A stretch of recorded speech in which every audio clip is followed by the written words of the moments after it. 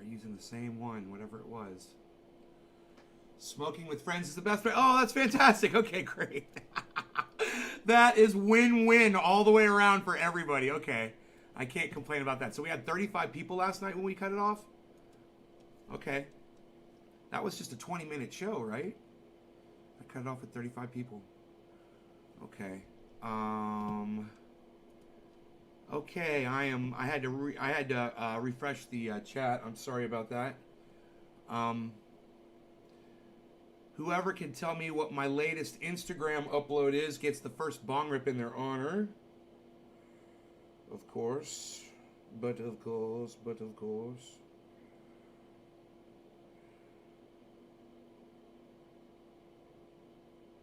Um,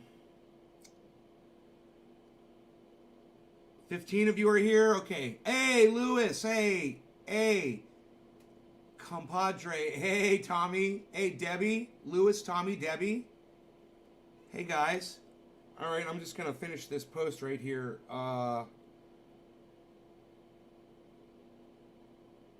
This is, what plants are down there? I've got Jack Herer. I've got, Sweet. Afghani Delight, and I've got Alien Overlord. My new hashtag is IndoLife. Hashtag INDO LYFE. So it is Teresa King is watching Trendy As Dabbers on Instagram. Thank you, Teresa King, for following Trendy As Dabbers on Instagram. You get the first bong rip today. Teresa King.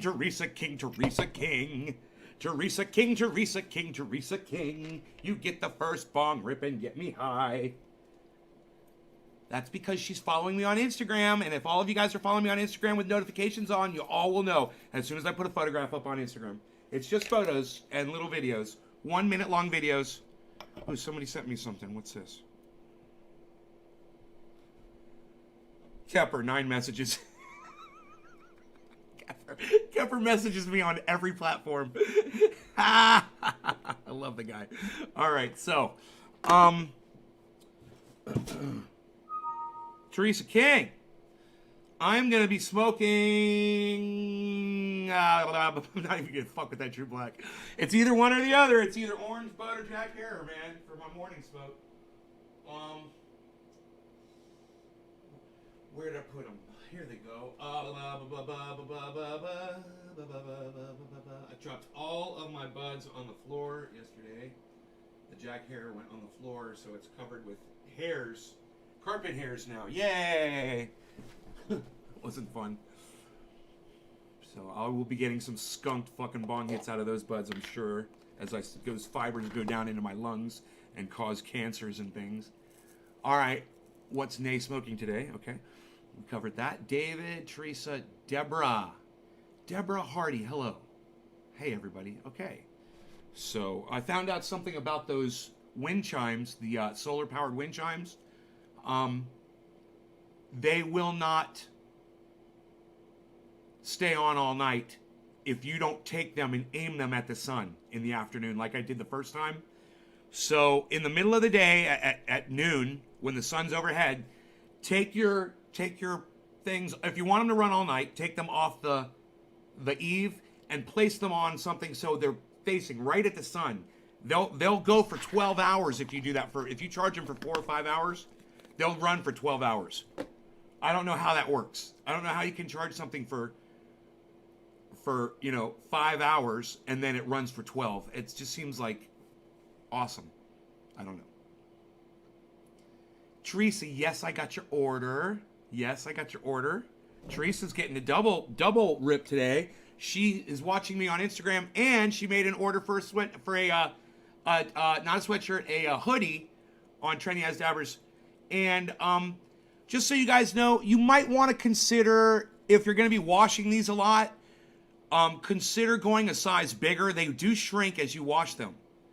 So they shrink about one size. So I got an XL, and I'm down to about it's a little bit between an XL and a large, and it still fits me fine. It's just it comes up a little higher. So it was really low. It used to come down to my thigh.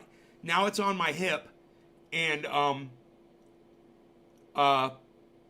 the hoodie's a little tighter, you know, but it's okay. It's fine, and the sleeves are just the length is fine. The sleeves didn't shorten.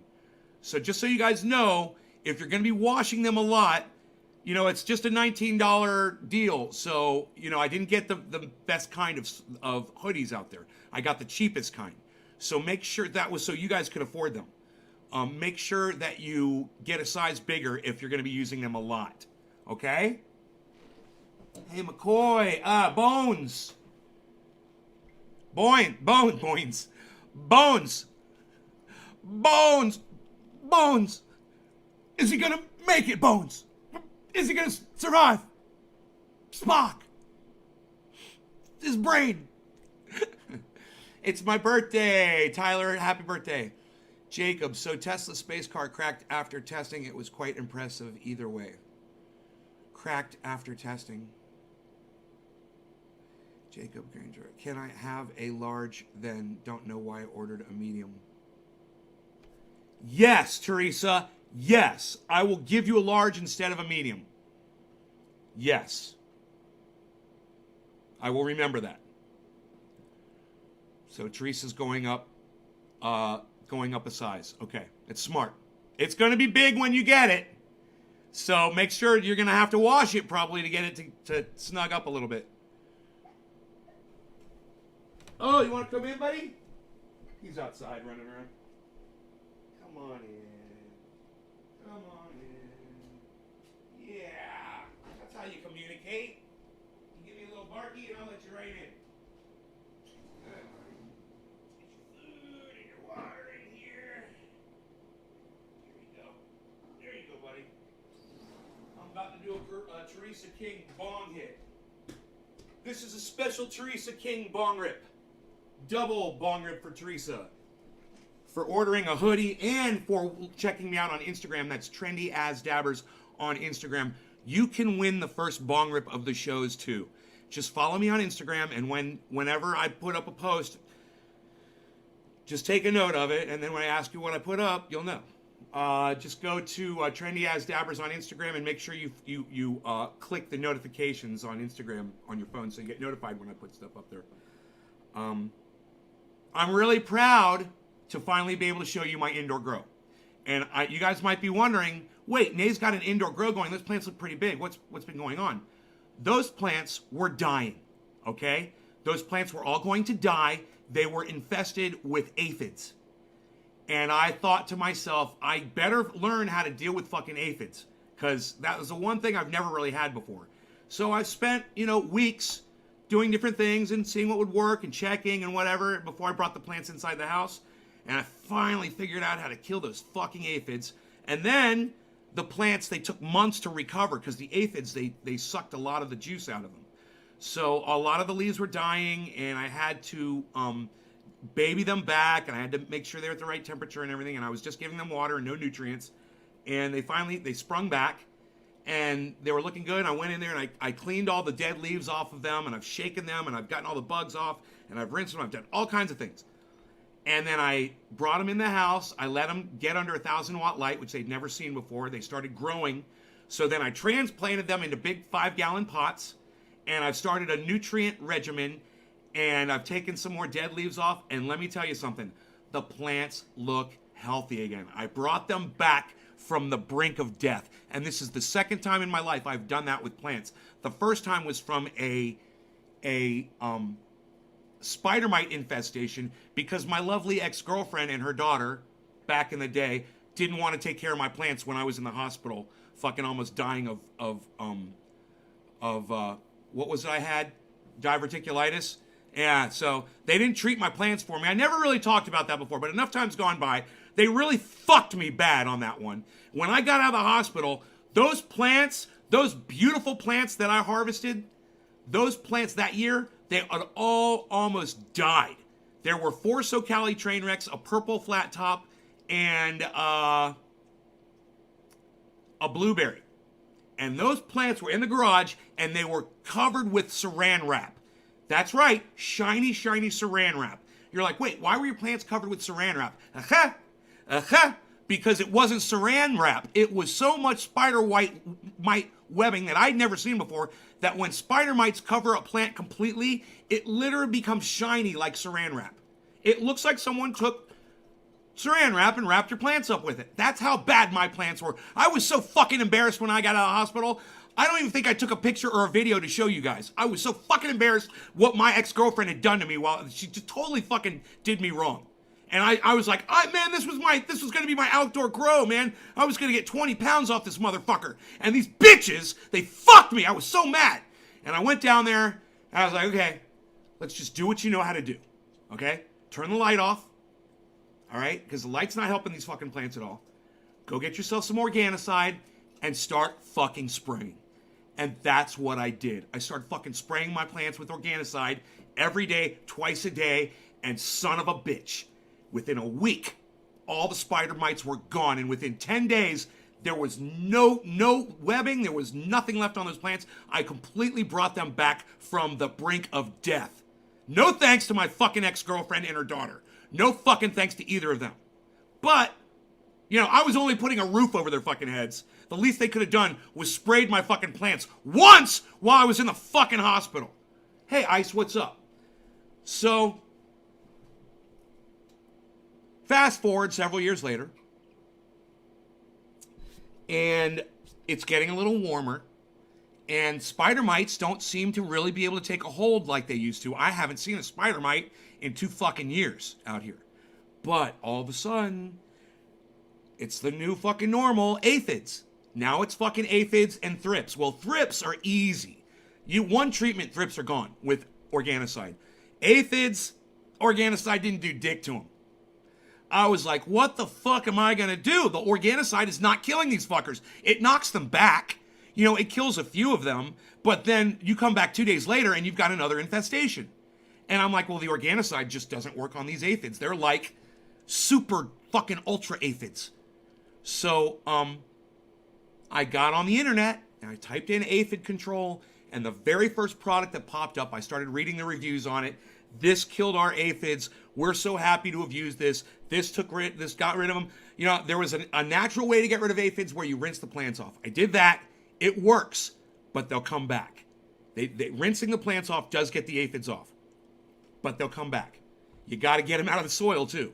You got to get them out from underneath the leaves too. They hide everywhere. But this stuff was killing them, and it was called Endall, and it was by Safer Soap, which is a company that when I first moved out to California, everyone was using Safer Soap until I found out about Organicide. Well, Safer Soap is great because it works on aphids. It kills them fucking dead. It kills them 3 different ways. It literally kills them 3 different ways. It attacks their nervous system, it attacks their ability to eat, it attacks their ability to reproduce. It is amazing. It's very easy to use. You spray it on. Don't do it under light. And you can rinse the plants off a few minutes later if you want to be safe. Hey, Shannon, David C. Baker Jr., Nick Brown. You're trying Safer Soap on your plants for spider mites? Don't. Nick Brown, what the fuck did I just tell you?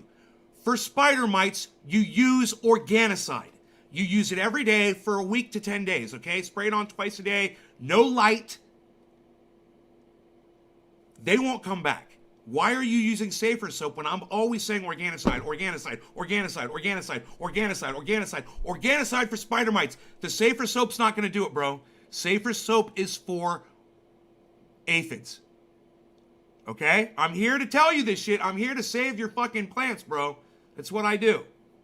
I have brought plants back from the brink of death twice now. Plants that any other grower would have looked at and said, you're done. They would have said, oh, that's covered with aphids. That's all those little bumps are aphids. Oh, that's all spider mite web. No, you're done.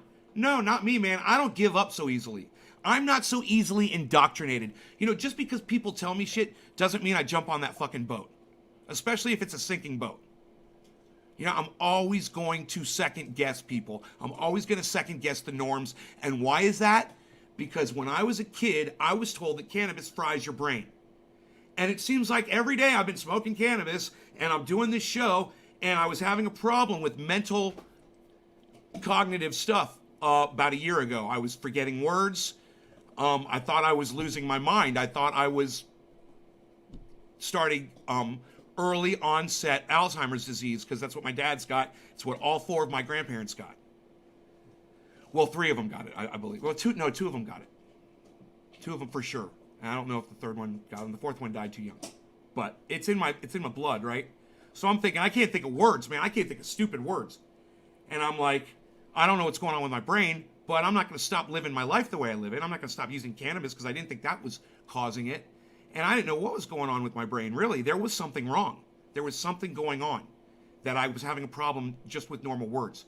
And I was having a problem when I'd come here and I'd do a show for you guys, and we'd be right in the middle of something, and I'd be talking, and I'd go, and all of a sudden I'd stop.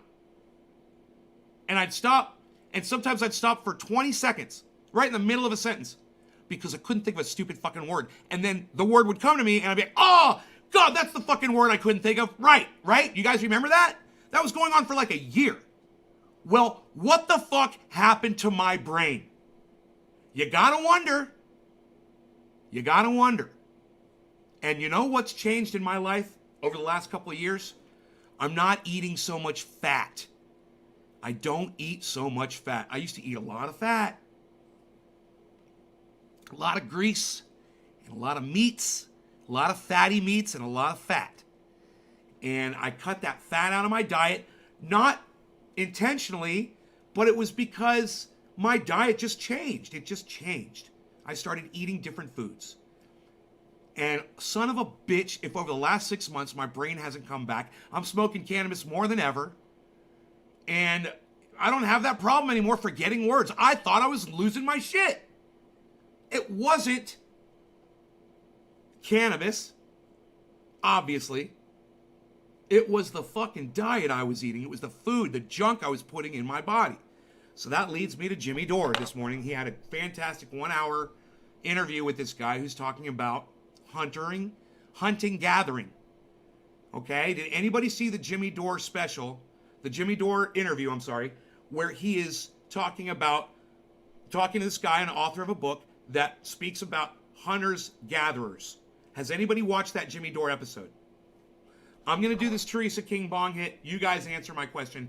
Who's been watching Jimmy Dore at my direction? I want to know. You know I tell you guys to watch him. So who's been watching him? I hope you guys are watching. All right, cheers. No law regarding cannabis. Teresa, this is for you. Thank you so much.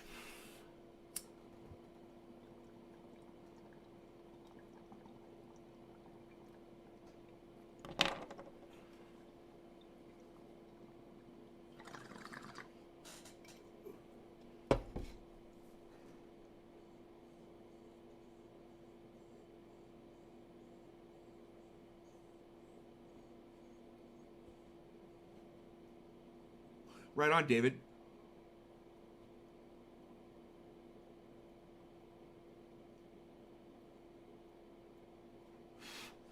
What Jimmy Dore, I see none of you guys are watching Jimmy Dore, and that's too bad. What Jimmy Dore said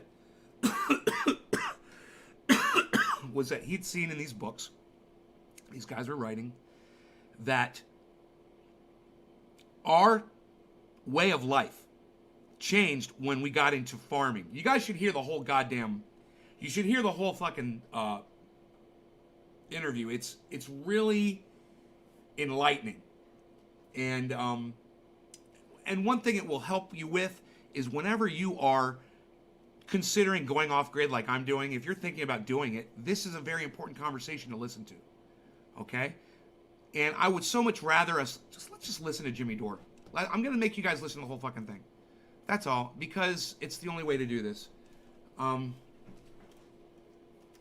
Okay. We're just gonna watch the interview because it is amazing. It's a fantastic interview, and this is the kind of information that all of you guys should be listening to. Okay? So,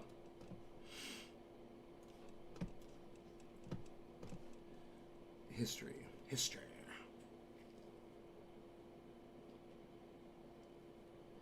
God, I wish Kamala Harris would just fucking disappear. Fucking idiot. She's such a fucking idiot. She is definitely not going to be president of the United States. I guarantee you that shit. So she's just wasting her fucking time.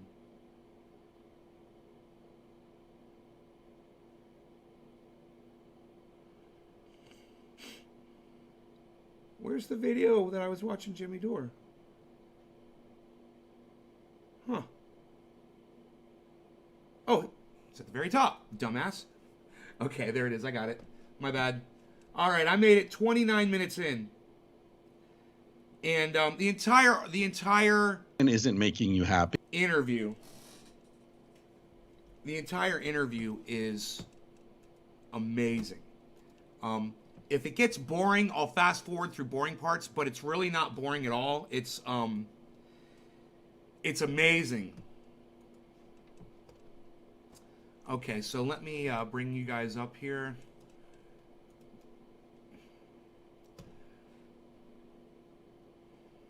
The name of the book is Civilized to Death, okay? And that pretty much, when you hear that title and you start thinking about civilized to death, it starts making sense really fast, especially after they start talking. All right, so let's speed this up to 1.25, and then we'll reverse it.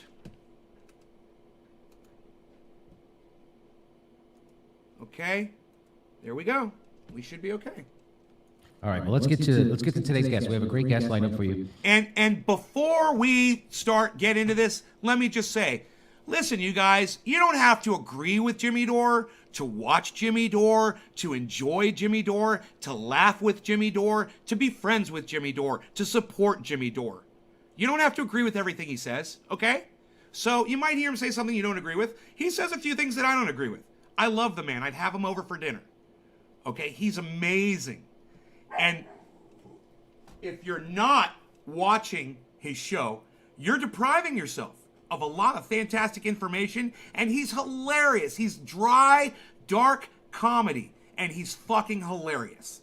If you don't get Jimmy Dore, you know, you're just not on that level, and I understand. I understand if you're not on his level. It's a higher brow. He talks to a smarter audience. Hopefully you guys are smarter. I really hope you are, and you should be watching this guy's show. All right, here we go. He's the co-author of the New York Times bestseller Sex at Dawn. He's a featured weekly podcast called Tangentially Speaking, and his work has been featured on MSNBC, Fox, CNN, NPR, the New York Times, the Washington Post. He's here to talk about his new book. It's called Civilized to Death, The Price of Progress. Please welcome to the show, for the first time, Christopher Ryan. How are you? I'm good. Thanks for having me, Jimmy. Oh, great. Well, listen, this book, I just started reading it. I'm like two chapters in. I'm 3 books behind. How about that? So you make a lot of, first of all, so just tell people real briefly about the book, because you talk about hunter-gatherers and how civilization has screwed us. So let me just give us a jumping off Quarter of the point. hour. Teresa King, it's for you again. Thank you for ordering. So my show has become successful, and now I've become a comedian who could play theaters, which has been a dream of mine since I started. And I'm on 3 blood pressure medicines. So let me so maybe that is a good jumping off point for you to talk about your book. Yeah, it's a good one. I don't know whether to offer condolences or congratulations. I mean, essentially what the book is a sort of what I consider to be a much more informed cost-benefit analysis of civilization.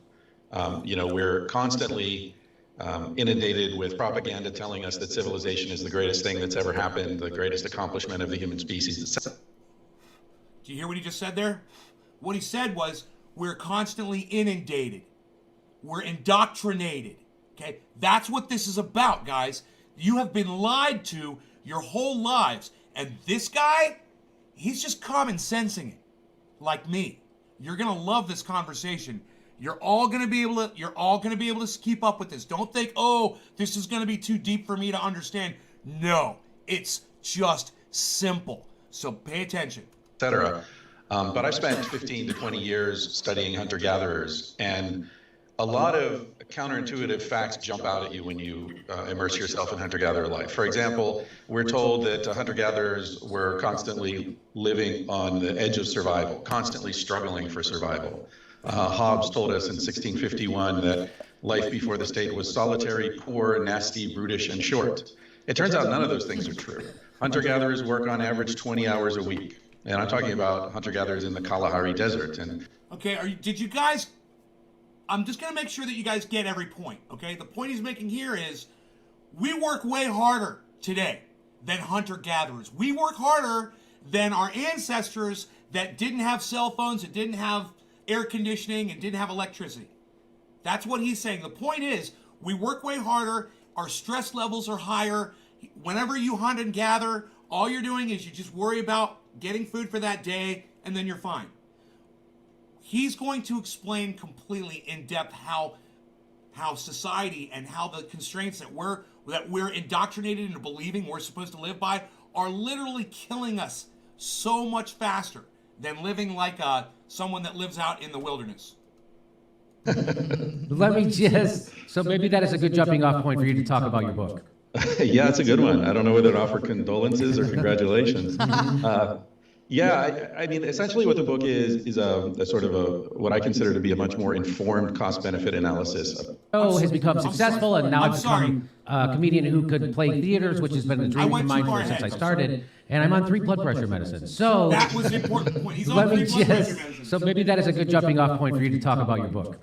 yeah, it's a good one. I don't know whether to offer condolences or congratulations. I mean, essentially what the book is a sort of what I consider to be a much more informed cost-benefit analysis of civilization.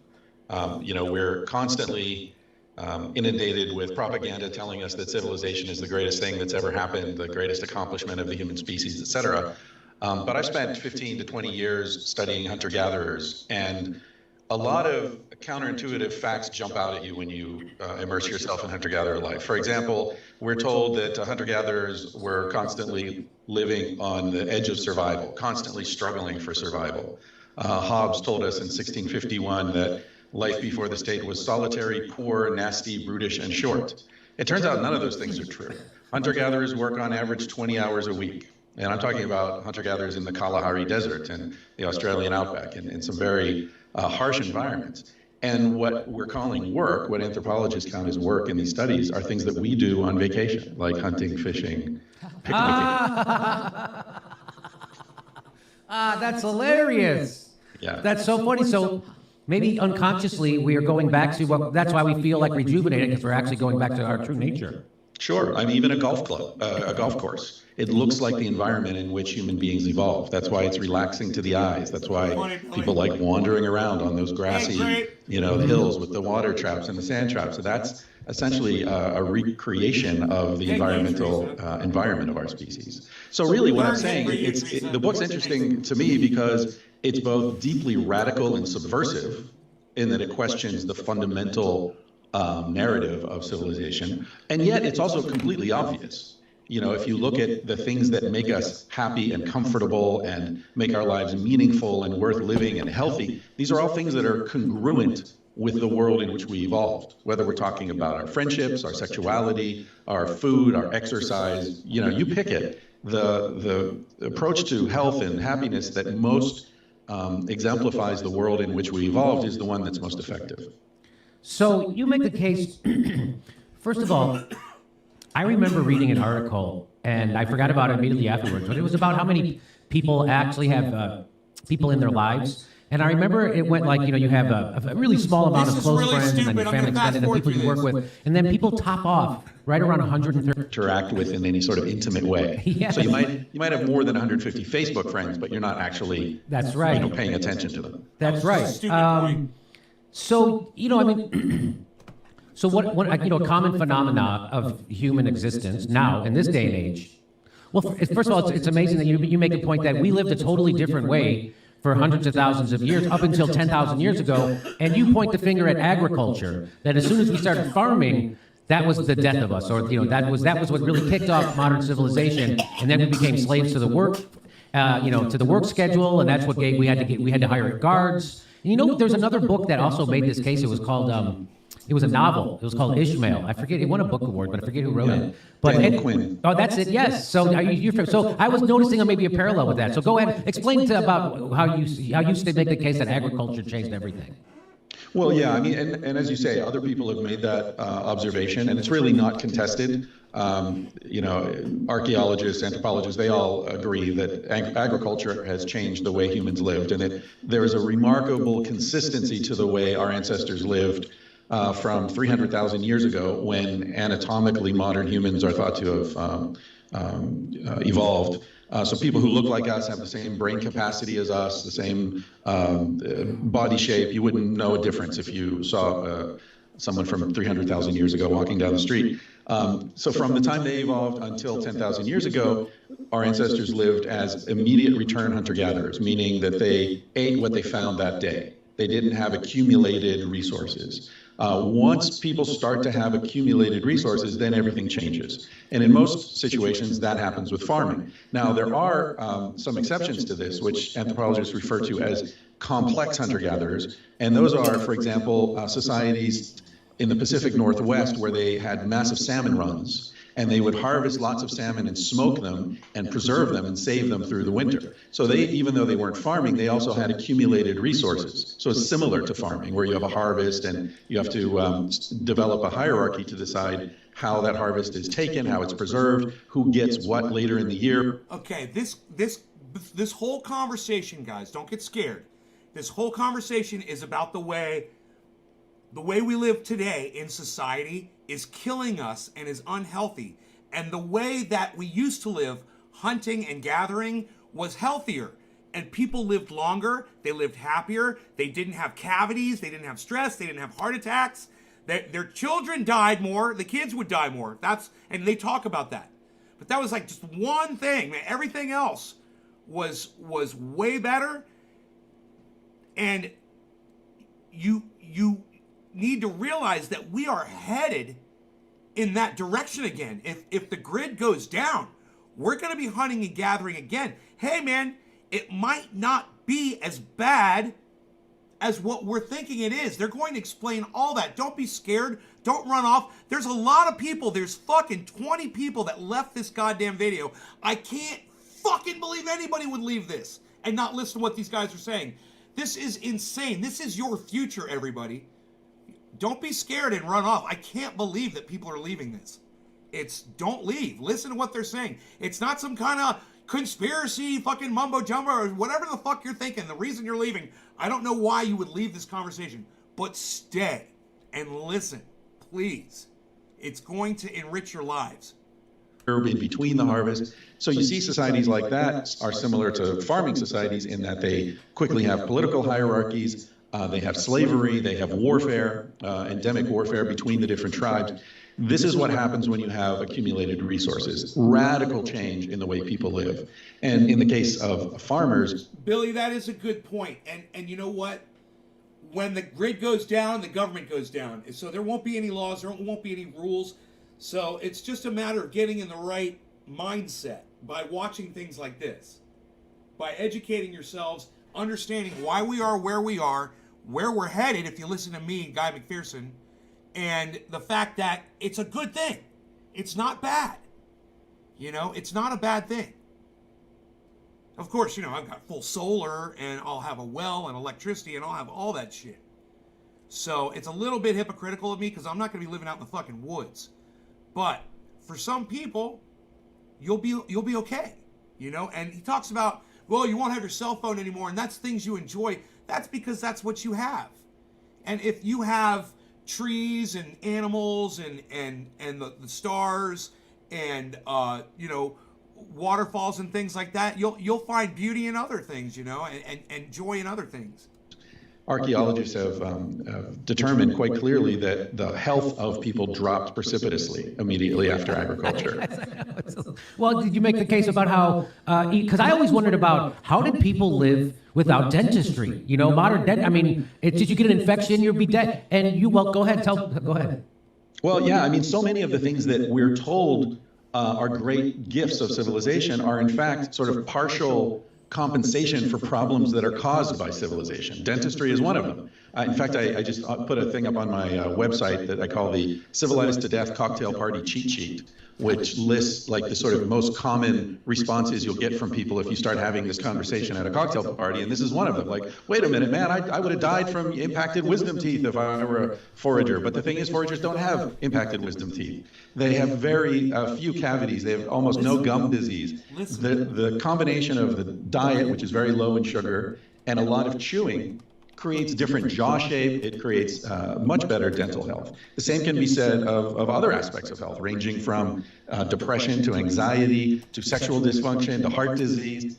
One of the clearest examples is people will say, well, what about vaccines, right? I mean, so many people died from smallpox or cholera or all these other diseases. In fact, almost all the major diseases that we suffer from are a result of civilization. Because of when we started, they jumped from animals. When we started to raise animals for feed, then we started to get their diseases, correct? That's right. That's exactly the case with the biggest killers. Tuberculosis jumped over from cattle. Chickenpox, smallpox jumped over from chickens and ducks. Influenza jumped over from pigs. So these are all pathogens that our ancestors didn't really have to deal with until they started living with domesticated animals, which of course happened with agriculture. And even if you could even make the argument that malaria and other diseases that don't jump over from domesticated animals are also a result of civilization, because this is the first time when you have people living in population densities that allow these things to spread quickly.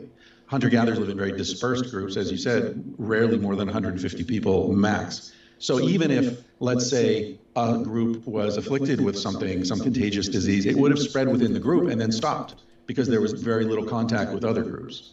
Okay, so here this relates to the point that I skipped over before, where they were talking about today, you have a maximum people in your life of 120 people that you can socially interact with. Hunter-gatherers, 150, it's a whole pod, a society. That was the point. So yeah, I think of it as like, someone lights your house on fire and then shows up half an hour later with a bucket of water and expects you to thank them. Right. So that's what people don't realize, that a lot of those modern medical marvels wouldn't be necessary if we didn't have this leap forward in civilization. So, and you also make that case very eloquently about how, civilization, we didn't really choose it. It just kind of happened, and you make the metaphor of the guy hanging onto the balloon. And so the whole promise of civilization is that you're going to have a better life, right? It's better. You're not a savage. You have, and tell me about every time they've taken, native people out. You talk about it in the book, and they try to civilize them. They invariably don't. They always want to go back to their previous life, correct? Yeah. I mean, it's such a difficult conversation to have. It's a hard thing for people to wrap their heads around, because we tend to judge quality of life by the things with which we're familiar, right? So someone will say, dude, I don't want to be a hunter-gatherer. I don't know how to hunt. I don't know how to build a fire. I like my iPhone. Like, sure, you like the things you're accustomed to, and you obviously don't know how to do things you weren't raised to do. So intellectually, it's kind of hard to wrap our heads around it. But there are objective measures that we can make that aren't dependent upon where you come from or what your bias is. One of them is, when people see both ways of living, which do they choose? And history is full of examples of people running away to live with the Indians, and has very few examples of Indians choosing to come and live with us. Okay, who can tell me what my last tweet was on Twitter? Trendy as Dabbers, at Trendy as Dabbers on Twitter. Who could tell me what my last tweet was? Next bong hit is for you at top of the hour. You've got 2 minutes to look it up. What was my last tweet? Trendy as Dabbers on Twitter. So, for example, in colonial America, there were laws passed prohibiting white people from going to live with the Indians. It was against the law because so many of them were doing it. To the point where they would actually, if you ran away with the Indians, they would come get you. They'd come rescue you, in air quotes, and then many of the women and children who were rescued would run away and go back to the Indians the first chance they got. So it was a big problem. And there are many examples that I talk about in the book. One is there were actually three natives from Tierra del Fuego who were on the Beagle with Darwin on his famous voyage, who had been kidnapped a few years earlier, brought to England to see how great civilized life was. And then the idea was they would take them back and put them back where they came from, and they'd tell all their friends how wonderful the civilized people were, and that we should just cooperate with them and do what they tell us because they're great, they're so much better. In fact, after a month or two, they went back to visit these Fuegians, and they found that they had abandoned the houses and the gardens and everything and reverted to their original way of life. And when they found one of them, a guy named Jimmy Button, they called him, and got him on the ship, and they were very disappointed, Darwin and Fitzroy, the captain of the ship.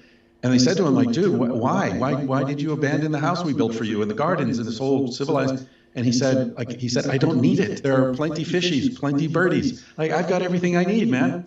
Or the guy in the Kalahari who the anthropologist was trying to explain to him why he should learn to farm. And he said, why should I learn to farm when there are so many mongo nuts in the world? Why work, you know?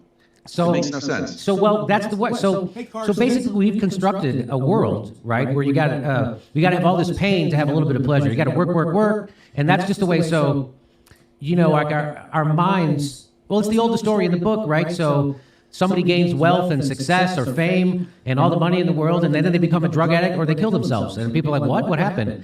Well, it's because we've set up this world where we've said, well, these are the things that make you happy, and if they're all external. Right, they're all external, and it's all it's either material or monetary or the approval of someone else. And so here we are. This happens. So these people get fame. They find out, oh my God, that is a lie. That actually doesn't. I'm still the exact same person I was. I just have more stuff, and now I don't even have a thing to look forward to get me out of feeling this way. So like when you're poor, you at least have, well, someday I might be rich. So you have that dream. But once you're rich already and you're still miserable, you don't even have that. That's the worst thing in the world. That's when you go to drugs, and that's when you want to kill yourself. So this whole thing, when you've studied hunter-gatherers, they don't have the stresses we have. They don't have. They're not on blood pressure medicines, right? And they're the happiest people on earth. No. Yeah. I mean, there was a case I cited, a man who lived with the Pinaha people in the upper Amazon. And, you know, how do you measure happiness? It's not a very obvious thing that you can just sort of put a meter on it, right? But he decided he mentioned to an anthropologist friend of his that he had never seen people who spent as much time laughing as they did. And he said, I quote him in the book, he says, they laugh when they catch a lot of fish, they laugh when they catch no fish. They laugh when their hut blows over, and if they happen to be in the hut when it blows over in a windstorm, they're laughing harder than anyone. And his point is that the reason they're happy is that the challenges they face, and they do face challenges. I don't want to come across as some sort of Rousseauian, saying the noble savage, is uncorrupted and yada, yada, yada. But the point is the challenges they face are familiar. They know how to deal with these things because they're the same things that their parents and their grandparents have dealt with. Whereas the things that we're dealing with, the stresses that we face, are unfamiliar. I don't know what to do if I get audited. I don't know what to do if I have to hire a lawyer. I've never hired a lawyer. Where do I find a lawyer? There are different types of lawyers. I mean, there are things that can happen to us that we have no idea. None of us lives in the world we were raised in. It's changing too quickly. So that's one issue, is the familiarity. The other issue is, are we facing acute stresses or chronic stresses? Hunter-gatherers face acute stresses. There's a lion. Watch out. Now it's gone. There's a snake. Don't step on it. We didn't get any food yesterday, so we're going to be hungry tonight, but we'll get food tomorrow. Agriculturalists face chronic stressors, and that's very different. There's a great book called Why Zebras Don't Get Ulcers by Robert Sapolsky, where he really gets into this question of chronic versus acute stress. We're evolved to deal with acute stress, quick, intense, and then it's over. We're not evolved to deal with chronic stress, traffic, tax issues. Am I going to be able to pay the rent? How am I going to get my kids through college? How am I going to pay off my college loan? You might be thinking we are evolved. You might be thinking, wait, we are evolved because that's where we are. But we haven't. Technology has happened exponentially so fast that humans have not evolved with the technology. That's what he's talking about. We are not designed to survive, to exist in the world in which we have so hastily created for ourselves. And these two guys, they fucking get it. And if you guys aren't watching Jimmy Dore, like I said, you're depriving yourself. The other thing is, who can tell me what my last tweet was? Trendy as Dabbers on Twitter. Anybody?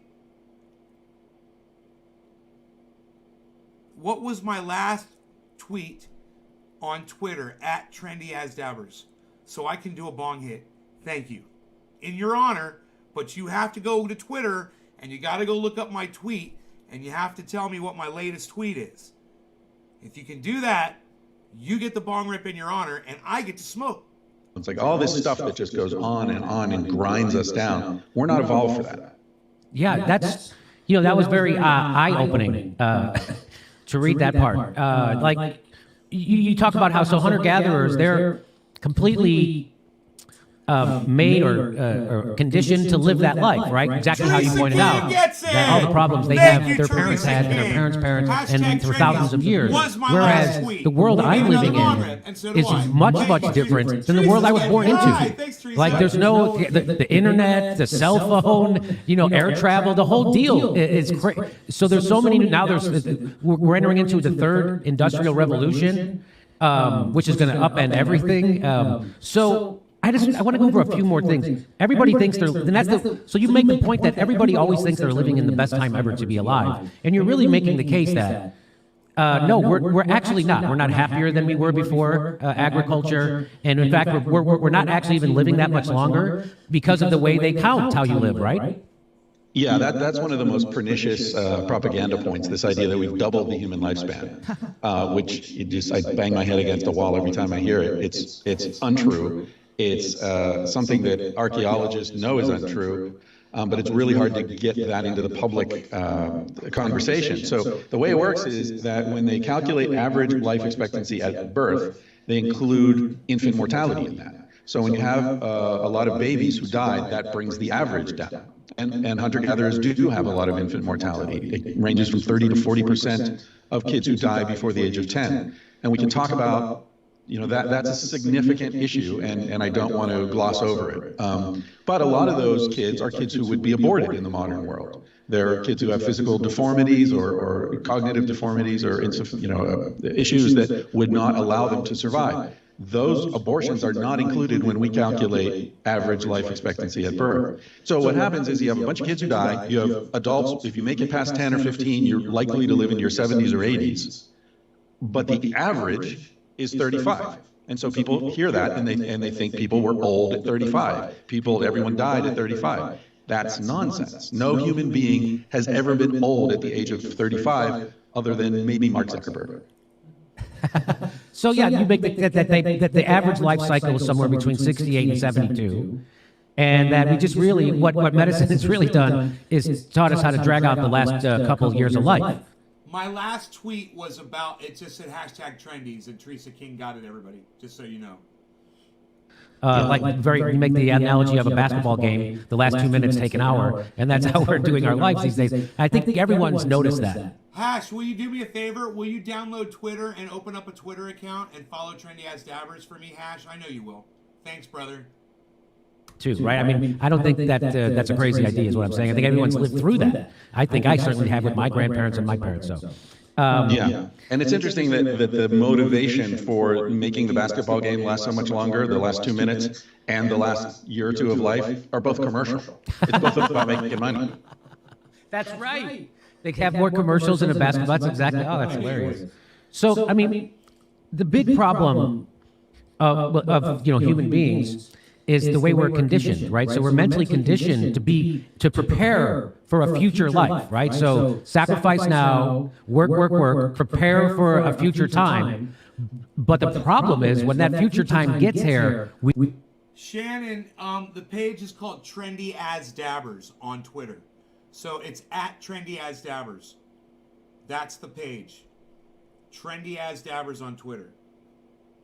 No one trained us how to enjoy that present moment. So if you're not able to enjoy the present moment, making plans for the future are worthless, right? And most people can't live in the present moment. I'm one of them. Listen to this. And so this is the world that human beings have set up where we condition our children from the time they're 3 or 4 years old. Their brain conditioning to get them start looking towards the future. The future is your salvation. You got to do good in kindergarten so you get into first grade. And you got to do better so you can get to the teacher lecture. Then you got to get into this. Alan Watts tells us great. He tells it like this. And then you got to get into high school. You got to do good so you can get into a good college. And then your master's. And then it starts all over when you get a job. And then by the time you're about 45 years old, what do they say? A midlife crisis is getting to the top of the ladder and finding out your ladder's up against the wrong wall.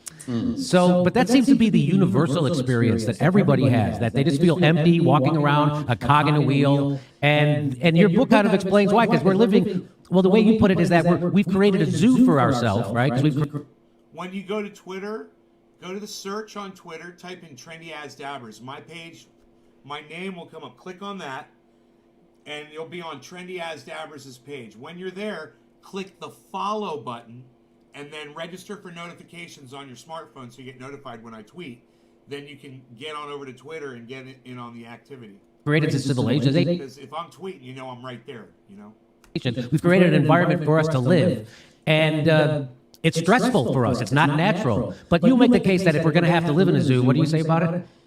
Well, I'd rather live in the San Diego Zoo than the Calcutta Zoo. Right. Okay. You know, like there are zoos that are just a bunch of cages with bars, and there are zoos where the people try to replicate the natural environment of the animals that are within it. Paid attention to what are the social groups like that they live in? Are they mixed age, or is it all male or all female? How many people or how many individuals are in a given group? What kind of foods do they eat? How much movement do they have? Do they have trees to climb or not? So yeah, the San Diego Zoo, I'm not a big fan of zoos in general, but I went to the San Diego Zoo when I was writing Sex at Dawn in order to observe the bonobos. Who, as you probably know, which are very sexual animals and very interesting and closely related to humans. And I went there expecting to be angry and saddened. And they're in an enclosure, but it's pretty big, and it really replicates the natural environment in which they evolved, and they looked pretty contented. And so we are going to live in an artificial environment. There are just too many of us. We've destroyed too much of the earth. There's no way we're going to go back to living as hunter-gatherers, but let's create this environment. We design the zoos we live in. Let's design them with a knowledge of what kind of animal we are so that we can make our lives more fulfilling. And what you were saying earlier about this sort of constantly chasing and preparing for the future, that's, if you think about it, maybe the question at the heart of this book is, does civilization work for us or do we work for civilization, right? If you wanted to create a mental setting for slaves, you would convince them that today doesn't matter. They're always working for tomorrow. You would also convince them that there's dignity in work, no matter what the work is, no matter how meaningless it is. At least you're working. And if you don't work, you don't deserve to eat. You're nothing. If you don't, you're going to win the lottery. You're going to go to heaven. You're going to get that big promotion. If you aren't working, you're useless. This is the kind of propaganda that creates the slave state, which is what we live in. And so if you can convince people to constantly sacrifice their present happiness, if you convince them that the sources of free pleasure that they don't have to pay for are shameful, like sex, for example, and a lot of drugs that are cheap and give you a lot of pleasure and insight, you'd also convince them that substances that occur naturally in nature, like psychedelic mushrooms, for example, are totally illegal, toxic. You go to prison for longer for having a bag of mushrooms at a Grateful Dead show than if you commit second-degree murder, which is the case in the United States in many places. Why are those substances so illegal, so prohibited? Maybe it's because they offer insight into what a sham this is. Well, of course that's true. So, I mean, your book is basically looking back at the hunter-gatherer societies, and it's very enlightening. But how will this benefit people living now? And is this going to actually help us move forward? Well, I think it's a benefit in two ways. One is that it helps. I hope it will help people understand that whatever discontent they're feeling, the sort of depression that you were referencing earlier, the sense of disappointment, like I've done everything I was supposed to do, I've got the big house, I've got the big income, I'm playing the big shows, and I'm still the same guy, it helps explain why that is. And I hope that it takes away some of the self-blame that people have, that people can understand, wait a minute, I'm living in this world that's lying to me about the things that are going to make me happy, the things that really matter.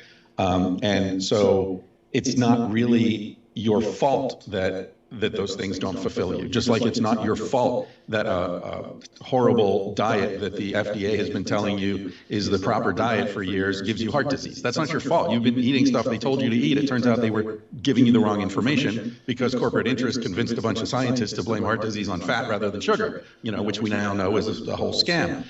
Similarly, if ambition isn't making you happy, if material success isn't making you happy, it's because you've been fed a bunch of lies about how the human brain works and what is truly meaningful and satisfying for a human being. So I hope that it'll have a two-pronged effect. One is people will realize their discontent isn't a result of their own failure, and that just trying harder at doing these same things isn't going to make it better.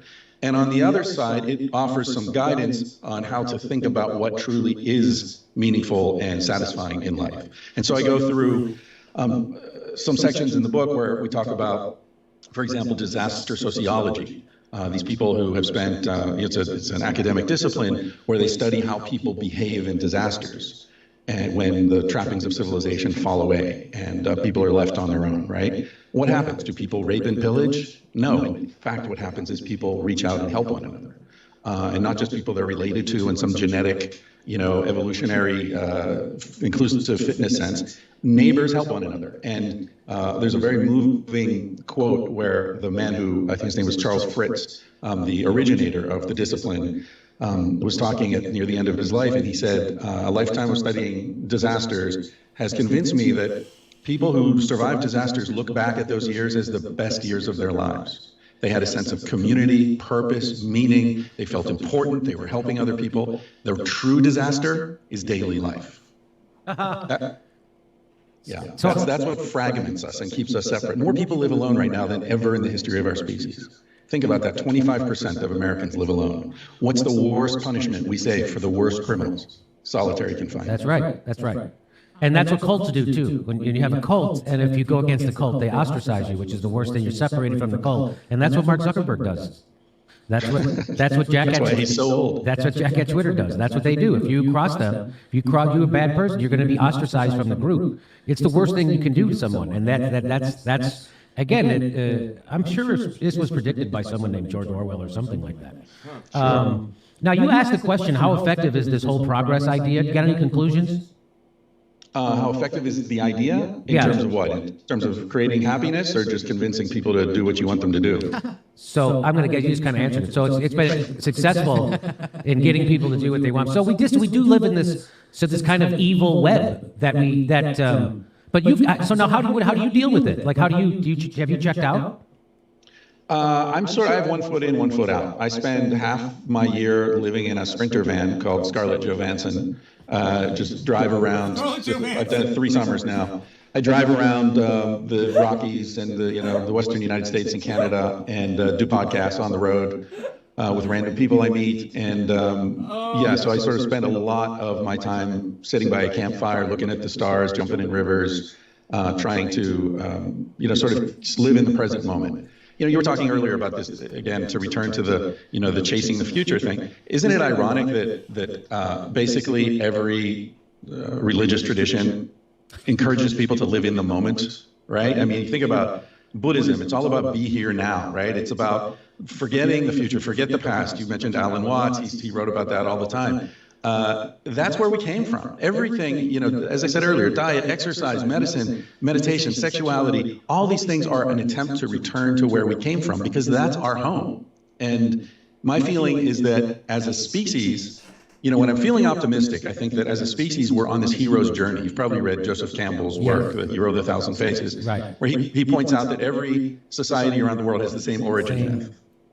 It's like the Odyssey, right? Where someone leaves their home, they go out, they have these experiences and challenges, and they meet all these strange characters and face all these risks and near-death experiences. And then they take that knowledge that they've gained through this journey and they return to where they began. And as T.S. Eliot wrote, we shall not cease our explorations, and the end of all our exploring will be to return to where we began and know the place for the first time. So I think that is what we're doing as a species, I hope, that we've been on this journey. And it feels to me now that we're turning toward home. Really? On good days. So we're going to get a chance to put that theory to the test about how people act in tragedies, and because climate change is here, and the United States and the West has spent the better part of the last 15 years bombing the shit out of the Middle East. Barack Obama helped create millions upon millions of. In fact, there was 65 million refugees in 2015 in the Middle East caused by all our goddamn bombing. But that's nothing compared to what's coming with climate change, and it's coming faster than people. Even the worst predictions, it's coming faster than that. So we're going to get a chance to see how well people come together. Any predictions? As far as climate change? As far as what's going for humanity coming in the next century? Oh man, I don't claim to have any special knowledge or insight into the future. Publishers want you to, you always have to end a book with like, what now? And what's the takeaway? So I did have to, I agreed to sort of speculate a bit at the end of the book. And basically, I outlined three possibilities. One is that we continue on the road we're on, which is, as I see it, sort of a merging of biology and technology. So, now we've got titanium hips and knees and, implanted contact lenses, and that's going to continue, and we'll be having sex with robots and artificially inseminating and, playing with the genes with CRISPR technology, and we'll merge with machinery in a way that will, that we'll look back, or something will look back and see us as like a larval stage of the species. That this was our purpose, to create technology and then merge with it. That's sort of the Elon Musk vision of the future, I think, where we will need to go to other planets because this one will be so trashed at that point that it won't support life. Another possibility is total collapse, environmental, economic collapse, and some sort of a Mad Max cannibalistic, The Road, Cormac McCarthy's book. Dystopian kind of situation. And then the third is, as I said, on a good day, I wake up hoping that our species is going to take the knowledge that we've learned in the last 8 to 10,000 years. And we have learned amazing things, right? We've learned that we can have all the sex we want and not have babies if we don't want to, right? We've learned how to control birth. We've learned that we have enough productive capacity to give everyone in the world the equivalent of $1,000 a month. We know we can do that. We can afford it. If we take that out of the defense budgets of the world, we'll have plenty left over, and no reason to fight if we're spreading the resources around equitably. And by the way, that's a very hunter-gatherer approach to economics and to politics. We haven't even spoken about that, but hunter-gatherers' approach to politics is the inverse of the way we do it. If you want to be a leader in a hunter-gatherer group, and you say you express that desire, you make yourself ridiculous. And you immediately are disqualified from leadership. So nobody who says, I should be the leader, ever gets to be the leader. In fact, the leader is the person who is probably the humblest and least likely to seek that kind of attention. They're just somebody who tends to make good decisions, and other people notice that, right? So you're sort of drawn into a position of leadership reluctantly. Anyway, so I hope that we could take that knowledge. Let me just ask you about the hunter-gatherers, because you talk about the way they split up. Yeah, you're talking about the way they split up their leadership, that it was a shared leadership, right? And power was, when you talk about egalitarianism, mobility, gratitude, and they also, they big value was sharing, because I remember you said about, where's the best place to store your food? In my neighbor's stomach.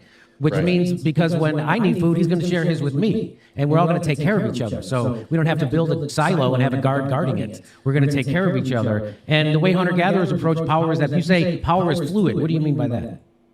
Well, it comes and goes depending on the situation, right? So someone might be particularly clever about noticing the way animals behave, and that the best place to go to hunt is going to be, over here or over there. They tend to know that stuff just because they're very attuned to that. Whereas someone else might be much better at deciding where to set up the camp because they notice the landscape and the way the winds move. So it depends what you're good at.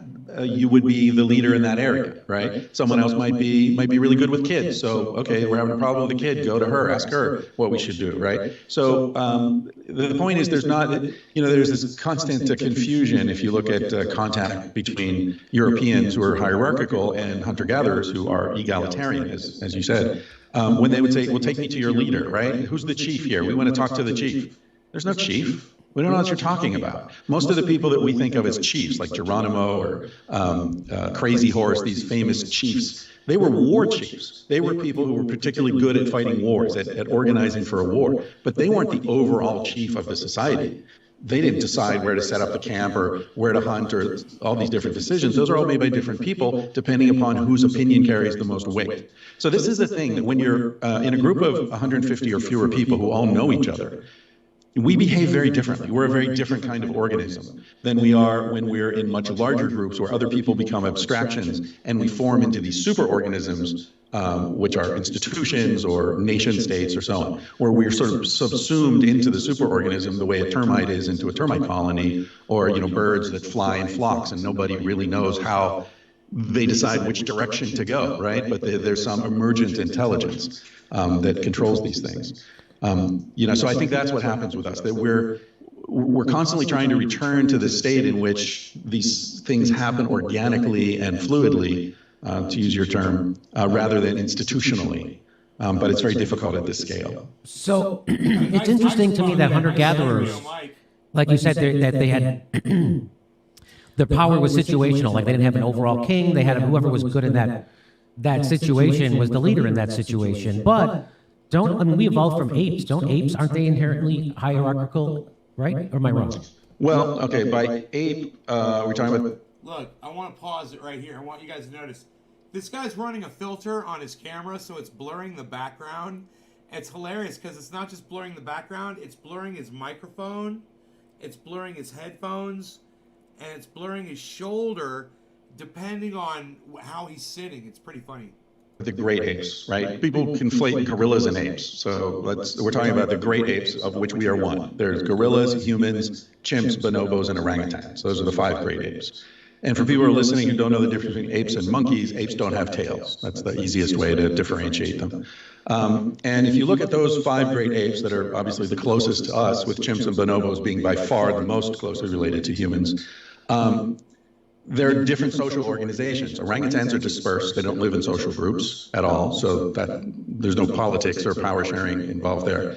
Gorillas are alpha male, one adult male, a bunch of females, and young. Other adult males are kicked out of the group.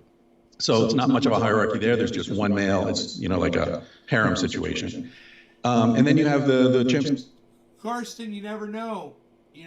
Maybe some super fucking genius is going to come up with some way to cool down the planet. Maybe. Who knows? I don't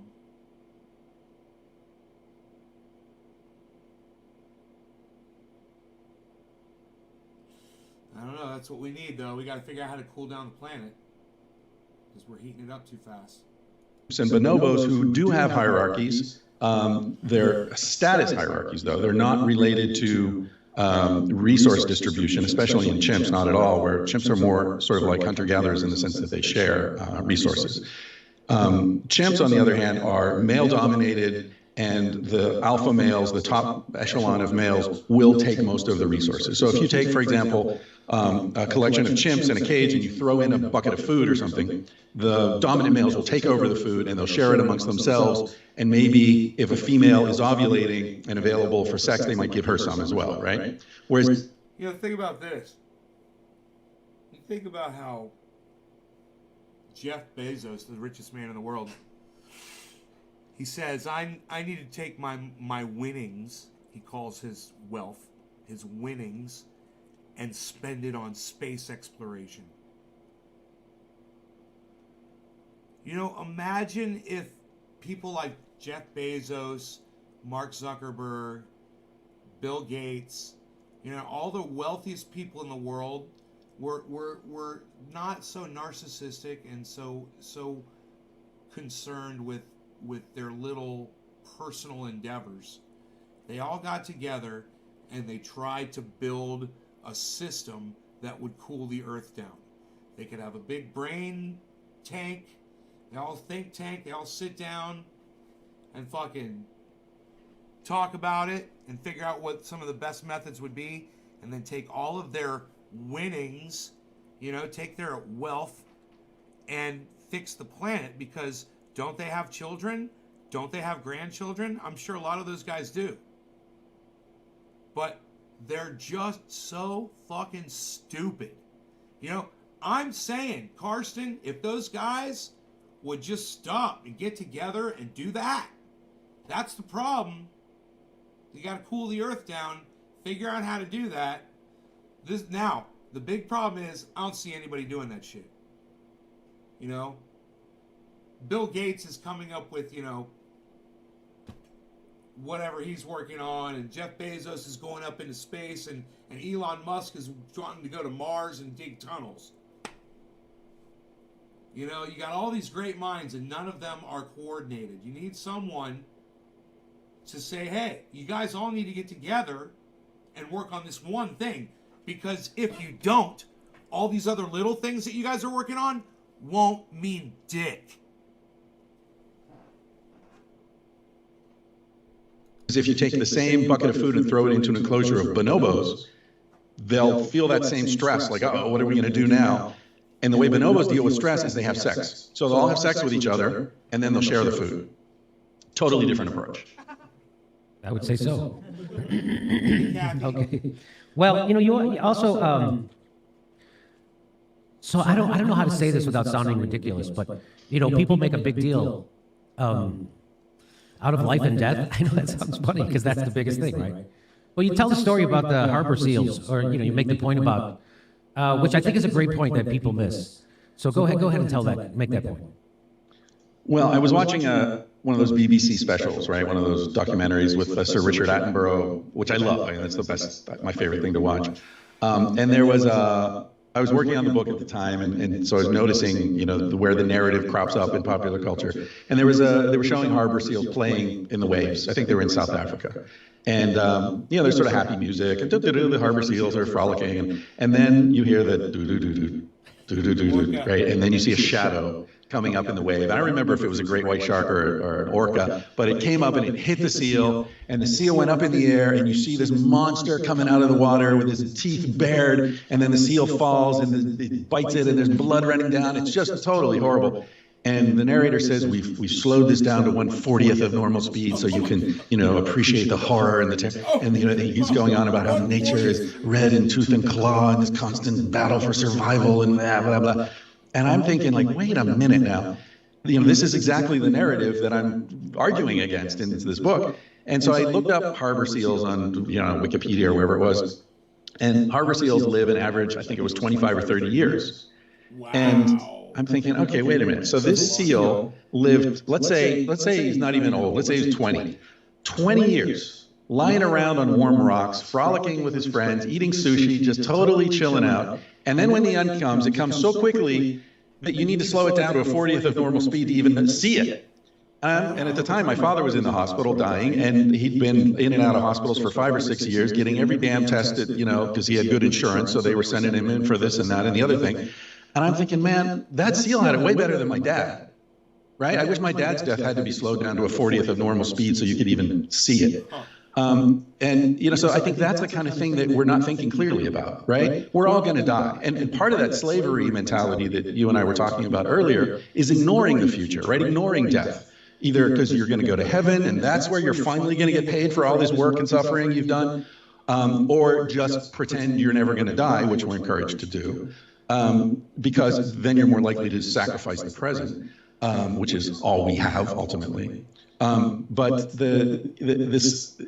dying quickly is a blessing. We're all going to die, so why not die quickly? Hunter-gatherers tend to die quickly. They have active, vigorous, healthy lives, and then they die in a matter of days.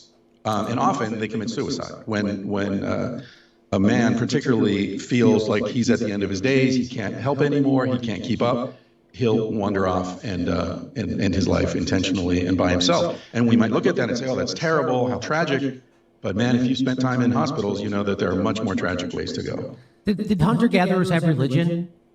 Hunter-gatherer religions tend to be animistic, meaning that they believe that spirits live everywhere in the world. They're spirits of wind and water and rivers and plants and all that. So everything is imbued with spirit. Often there's ancestor worship is involved in hunter-gatherer religions, and they're pantheistic, so whatever gods or important spirits they have, there are many of them. They don't have this one. See, we see that hierarchy reflected in monotheistic religions as well. One king, one god, one father.